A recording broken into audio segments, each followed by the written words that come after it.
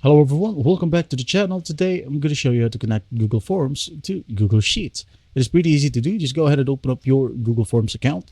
Now once you're in here, just go ahead and click on your form. Click on it and wait for it to open.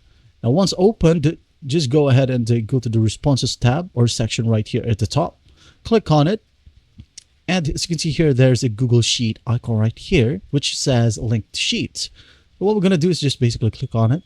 If you want to, you can select an existing spreadsheet or create a new spreadsheet. All right.